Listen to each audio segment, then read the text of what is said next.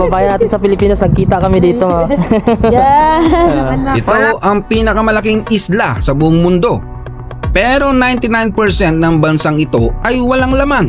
Nasa 57,000 lamang katao ang nakatira. Kaunti man ay meron pa rin nasa 1,000 Pinoy ang kasalukuyang nagtatrabaho sa nagyayelong bansang ito na may magandang pasahod. At ano naman kaya ang trabaho nila dito? Yan ay ating aalamin. Ang kakaiba sa bansang ito ay walang traffic, walang mataas na gusali, walang mga tren, walang mga highway, mas marami pang bangka kaysa kotse. Maaari ka lamang maglakbay sa pamamagitan ng helicopter o sa dagat o di kaya sa aso.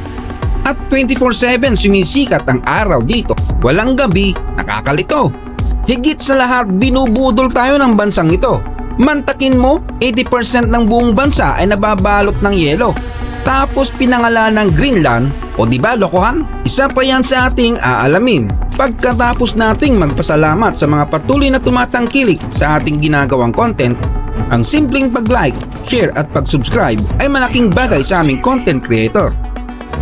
Ang bansang ito ay may 54 na malilit na nayon at ang lalayo ng distansya nila sa isa't isa. Kaya halos imposible na i-konekta ang mga ito dahil wala nga namang mga highway. May mga kalsada sa mga nayon pero putol-putol at masama ang kondisyon, bitak-bitak, gawa ng mabagsik na temperatura. Kaya naman ang mga lokal ay bumabiyahe lamang sa pamamagitan ng helicopter, bangka o aso. Kung gusto mong bisitahin ng iyong kumpare o makipagmarites sa kanilang nayon, pumunta sa pamamagitan ng mga aso. Kung gusto niya namang gumala kasama ang inyong kapamilya o dabarkads, sumakay ng bangka. At kung out of town naman o malayo-layo, edi helicopter. At syempre, kung lalabas ng bansa ay eroplano. Ang Greenland ay parte ng Europe, pero kung papansinin ay mukha silang Asyano na malapit-lapit sa mukha ng mga Mongolian. Nagsimulang magbago ang kanilang hitsura pagkatapos ng libu-libong taon. Dahil sa nakakasilaw at nakakabulag na snow, kusang bumuo ng isang layer ang balat sa paligid ng kanilang mga mata upang protektahan sila mula sa araw. Ang resulta ay sumingkit ang kanilang mga mata. Ito ay tinatawag na evolution ng tao.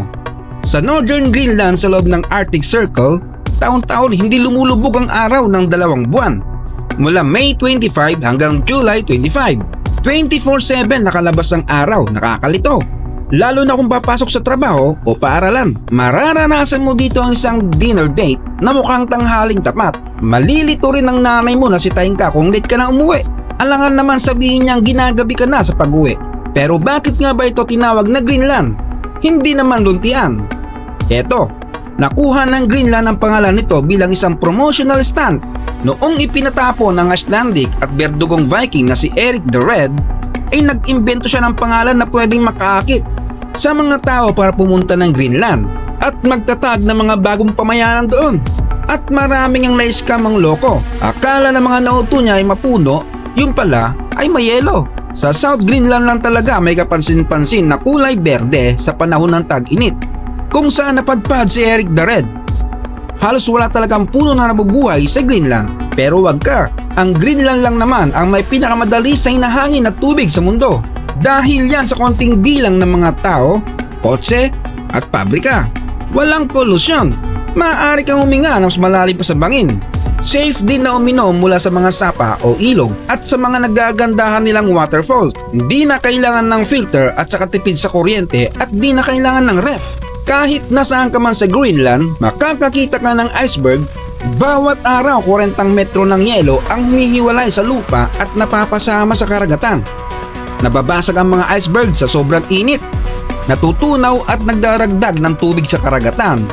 Dahil dito ay tumataas ang level ng tubig sa dagat at nagiging sanhi ng pagbaha sa mga iba't ibang bansa sa Asya.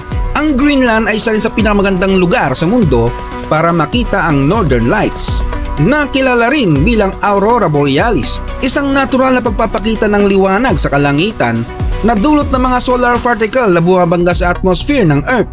Lumilitaw ang mga ito bilang mga sinag at nagniningning na liwanag sa kalangitan na may iba't ibang kulay. Ang pangunahing pinagkakitaan ng mga tao dito ay panguhuli ng mga balyena, pangingisda at pangangaso. Nandyan din ang turismo at pagmimina. Pero hindi yan ang mga trabaho na inaalok sa mga Pinoy na nakarating sa Greenland. Ayon kay Pinoy sa Greenland, isang skilled worker at vlogger sa Greenland, heto ang mga madalas na makukuhang trabaho dito. Ayan, kaya ko dito electrician, carpenter, painter, concrete or plumber. Basta ito mga construction na mga nagtatrabaho. At kung sahod naman ang pag-uusapan ay pakinggan natin ang kanyang paliwanag.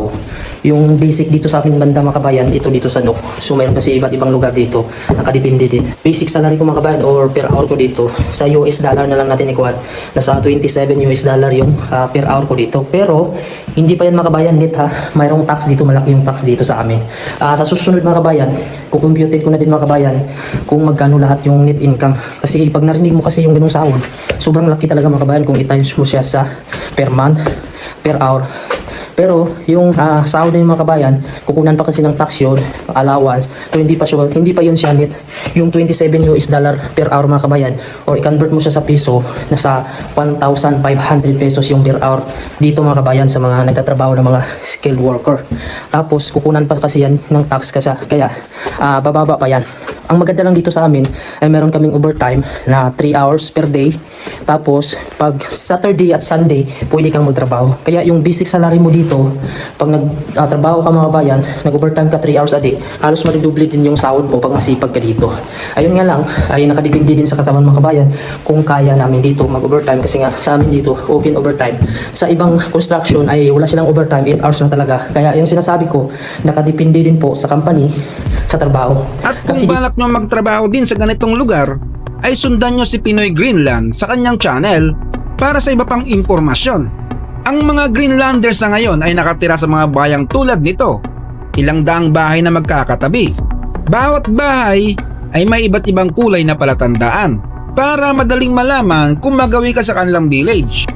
Ang dilaw ay nangangahulugan ng ospital, ang pula ay paaralan, simbahan at ang mga pamilihan.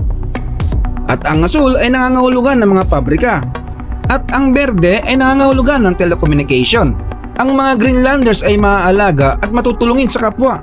Dahil napakalayo at walang laman ng Greenland, ang mga tao ay umaasa at dumidepende sa isa't isa. Ito ay isang lugar na puno ng buhay at kagandahan. Sana ang content na ito ay nakadagdag sa iyo ng kaalaman, halaga at pananaw. Huwag kalimutang mag-subscribe sa aking YouTube channel. Hanggang sa muli.